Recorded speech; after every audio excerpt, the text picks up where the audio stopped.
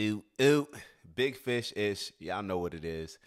All right, so today woke up thinking about, as I go on my little walk in the morning and I'm by the water, getting the morning sun rays, getting my reading in, and I was thinking about just Miami in general. And then it got me thinking about, I guess, life in general when it comes to opportunities and when it comes to us being one step away from the right door opening, the right friendship, the right relationship, the right anything, the right energy that can just align us with where we want to go in life. And it reminded me of a few different things. For one, that we're always interviewing, so therefore we have to be prepared. Everybody's watching everything. You just never know. They say, when it comes to your principles, your morals, your values, your integrity, things that we always talk about, you learn more about somebody when they think nobody's looking at them rather than when somebody actually is. So I guess in these instances that I'm referring to, you learn a lot about somebody when they don't realize that they're interviewing for a position. So let me kind of explain to y'all the two situations that I was involved in. For one, there was two. I'll talk about the Uber one. So I was in the Uber 2 days ago. Was it yesterday? 2 days ago. I don't know. Days all running the same. But I was in the Uber. She picked me up. Nice lady. Had real good energy.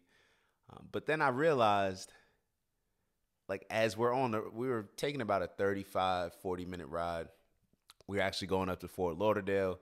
I was pulling up on Patrick, Bet, David, and the Valuetainment team. I'll tell you all about that later. But yeah, so we was heading to Fort Lauderdale from Miami. And so I figured I'd get some reading in. Patrick, Bet, David. All right, I'm almost done with that, actually. Just started it last week. But figured I'd get some reading in. And the Uber etiquette, like at first I thought she had some good energy. Then I realized, she's just talking a lot. And then I realized, like, she was complaining a lot. And she was talking about a job that she just got fired from. And then she was actually, when she picked me up down in Miami, she was coming from an interview in Brickell. So it kind of worked out for her because she said she usually drives Uber in Fort Lauderdale. So I'm listening to her. I didn't read one page in the book. I'm trying not to be rude. I'm like, you know what? Maybe I can learn something from this person. So put the book to the side. But everything that she was saying, it was as if she didn't think that I could give her an opportunity. And why would she think that, right? But it just goes to show us that we just never know. We just never know. And I always talk about, if I was an Uber driver or, golf caddy, worked at a register, I don't care if it's at Target, ShopRite, wherever, the corner store, it doesn't matter. If I was a bartender, any job that you're interacting with a lot of people, you have such an amazing opportunity to meet that one person, to impress that one person or impress all of them to the point where even if that person that you're interacting with right then and there doesn't have an opportunity for you, they may think of somebody. You can really make a lasting impression like that. And at least I like to think so. So for her, getting back to her, what started off as what I thought was positive energy, I realized that she was just complaining, and she wasn't doing it on purpose. I think she was actually a very sweet lady. But she was talking about how she got fired from her last job, but it wasn't her fault. That's always a flag when it's always somebody else's fault. And then she was saying how she was interviewing for this job, and the lady at first told her she didn't really have to be there at a certain time, but she said, no, I'm going to get there at this time. So the lady said, okay. And she said that I woke up at 6:30 in the morning and I was late. And I was late because of this. And then, I walked in and I didn't have my right shoes on. I had my driving shoes on. I didn't realize I didn't put my heels on. All these. And I'm just sitting there and a lot of stuff was going through my head, and she wasn't really happy with the amount of money that they were offering her, but she said that it was more than the last position. And I believe it was a call center position that she was going for. And for me, I just didn't, I don't think that we sometimes realize how negative our energy can be and how we can be turning off somebody that may be able to provide an opportunity. Now, she may take a bunch of people, not just me. But I just, I don't know, every interaction that we have to assume that that's going to be the interaction that provides the opportunity that gets us to the next step. My big bro, Jim Dory, always says that every call, he gets a lot of calls from people. It'll be random at times. But every call that he takes, he always goes into it knowing, not assuming, not hoping, knowing that something good is going to come from that call. That it doesn't matter whether it's going to be a directly something good from that particular person, but something good, an idea, thought. Something's going to happen that is going to be positive for not only him, but the person calling. So as we go through different experiences, that may be something that we want to consider, because we've all heard different stories, and maybe we just think it's in the movies, but we've heard different stories where somebody just meets somebody and it's coincidence, the right place, the right time, and they take advantage of the opportunity. The key words were they took advantage of the opportunity, because alignment, as we just discussed maybe a couple days ago, is going to put us in a position where certain doors of opportunity that can get us from where we are to where we say we want to be, those opportunities are going to show up. Those doors are going to open, but it's whether or not we take advantage of them. So the first step is to make sure that we're actually interviewing well. We're representing ourselves well. Now, it's hard to fake it. Now, I'm not saying that you go into every conversation and act as if you're on an interview, but if you can't just naturally, like if how you naturally come across is not conducive to behavior in which somebody would want to bring on their team and hire, then that may be something to think about. Because for her, it could be something as simple as this lady that was driving me in the Uber, just not necessarily taking accountability. Not looking at it from the other person's point of view, not being aware of your surroundings, not understanding that I have a book open in my lap that I'm trying to read. And even if I don't have a book open, I may just not want to talk for an entire Uber ride for 35 minutes, which is what ended up happening. And to be totally honest, it wasn't me talking. It wasn't a conversation. It was just her talking. Now, like I said, I was perfectly fine with it. I wasn't turned off by it, but was I turned off by it? It was a little annoying. But I more so, rather than being turned off by it, I was just feeling like, damn, she's interacting with all these people throughout the day. She's complaining about the job that she currently has.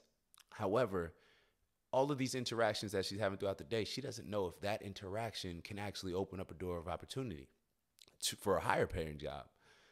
And how she's conducting herself, the lack of accountability of blaming the job for something, then, the lack of accountability and not being punctual, not being on time, all these different things. And I think she just needed to be, and she was talking about working from home, matter of fact. She was saying like, yeah, I didn't want to work from home because I did that before. And when I work from home, I just end up cooking or, watching TV or just doing this and doing that or cleaning. And I'm sitting here like, yo, like she how does she know that I'm not a person that could hire her? But she's telling me all of her bad habits. But because she doesn't think that, she only sees the world as providing opportunities in the form of interviews. She doesn't see it as providing opportunities in the form of who you interact with and just your natural self being somebody that would add value to somebody else or their team. So I'm gonna give you another situation. I still gave her a nice tip. So maybe am I feeding into the problem because I gave her a nice tip? So now she'll probably, continue doing it. Probably, but damn, I felt bad. I shouldn't have tipped. Maybe I'll take my tip back if I could do that. No, but I wanted to tip her, but I don't know. Would the right thing to be just to tell her, like, yo, maybe I should have told her to make sure that she follows the OG network. And then I could have discussed it that way. And if she had the initiative to tune in, then she would have learned. I don't know.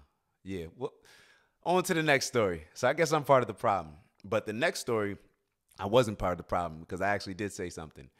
We go down to the beach. I was at the beach last week with my parents. We go down, and it's about 11, 12 o'clock. Usually the chairs are available on the beach until about maybe 5. So we go there. The chairs come with usually a pad and then a towel to go over the pad.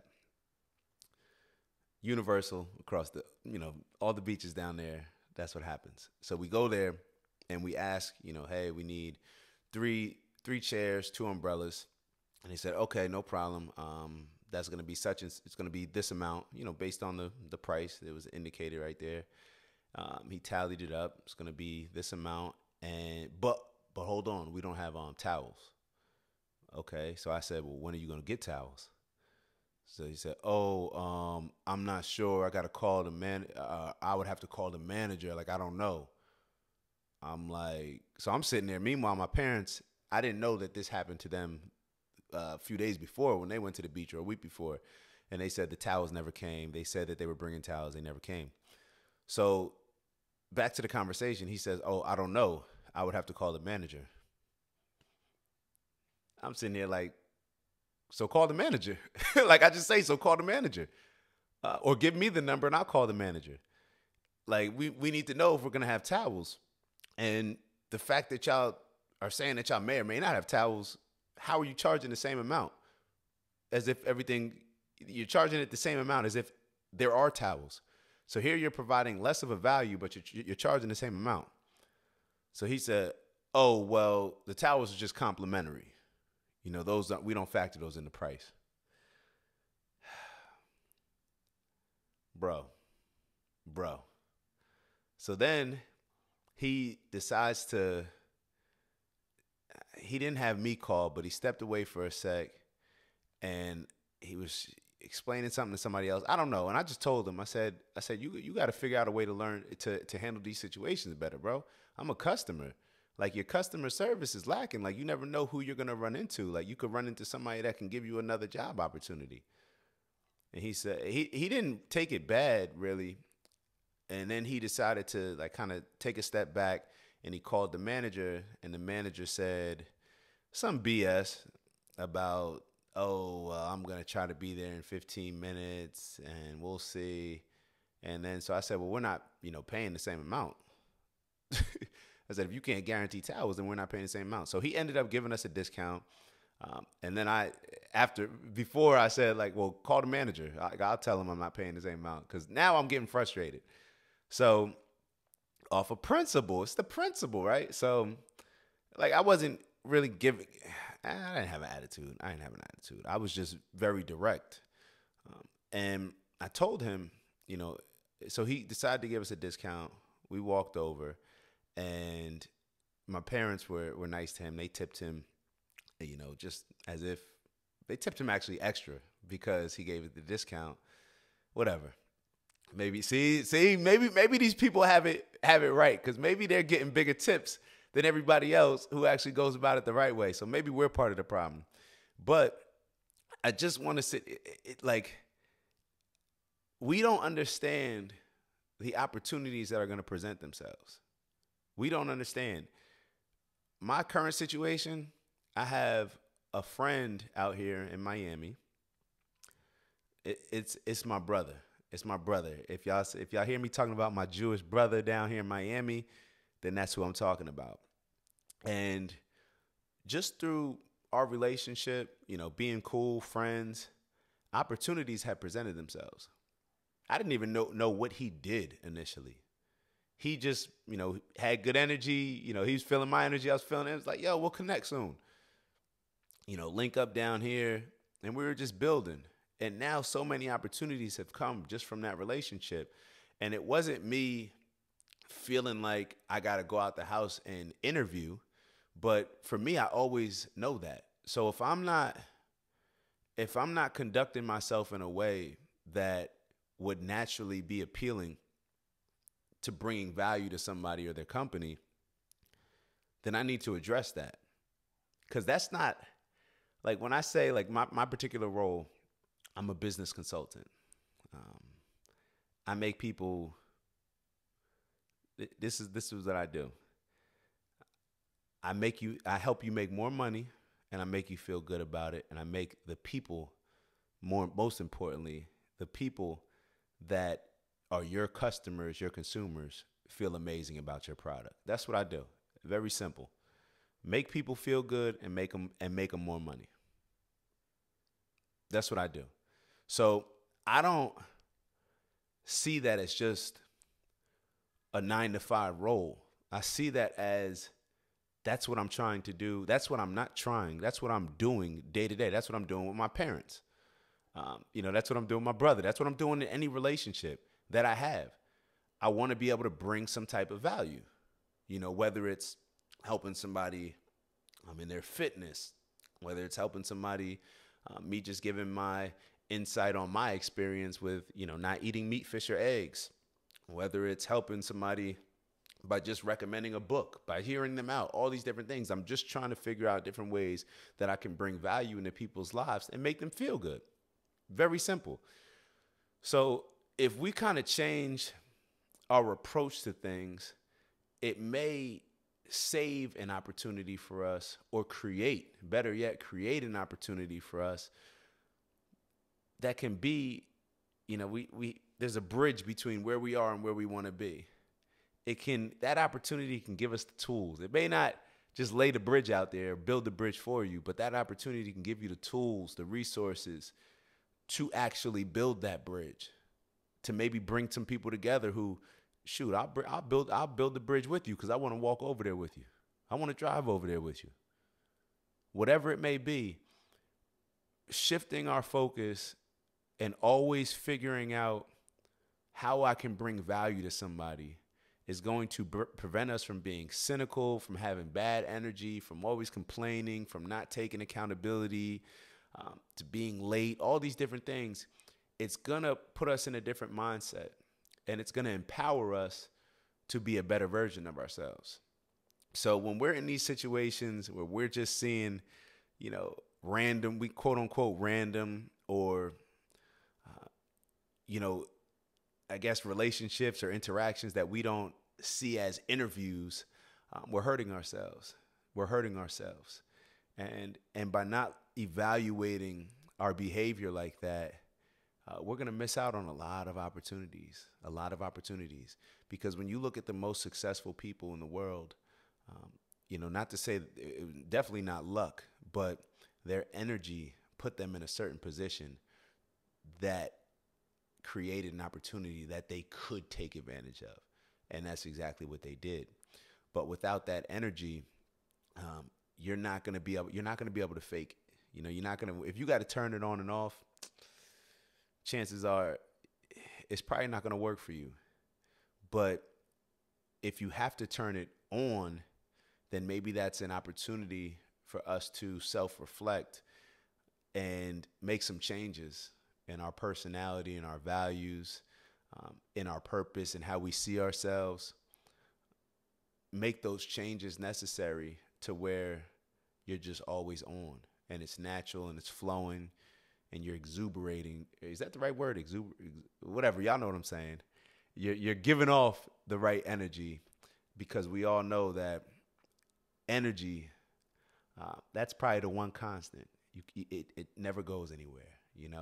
It's always there, and what you give out is what we're going to get in return. So let's make sure that we're not being that Uber driver. Matter of fact, I may do a whole video just on Uber etiquette. Uber etiquette, taking advantage of opportunities as an Uber driver, and proper etiquette. That video's coming up soon. Matter of fact, I may do it right after this. But just wanted to share that with y'all. It's Sunday. Hopefully you guys, it's happy Easter if you celebrate. Definitely want to, shout out, people if they're celebrating. And then, it was Passover. Hold up. Y'all got to give me a sec. I forgot. It's Shag. I, I just gave the proper greeting for Happy Passover, and somebody was impressed because I had the C on there. Most people leave off the C. But yeah, whatever. So y'all enjoy your holiday weekend. Enjoy your family and friends. Just wanted to give y'all something to think about. So, Sundays we can reflect. And then, get ready for the week. Let's get ready to take advantage of all these opportunities, and let's approach every single interaction, whether it's somebody on the train, somebody on the bus, somebody that you just walk past every day. It could be a call from somebody that you've been avoiding. Let's approach it with the same approach that my big bro Jim Dory said. Something positive is going to come out of this, and I'm going to be able to bring a certain level of value to it. So with that, I'll let y'all go. Strength and honor, onward and upward. Ooh.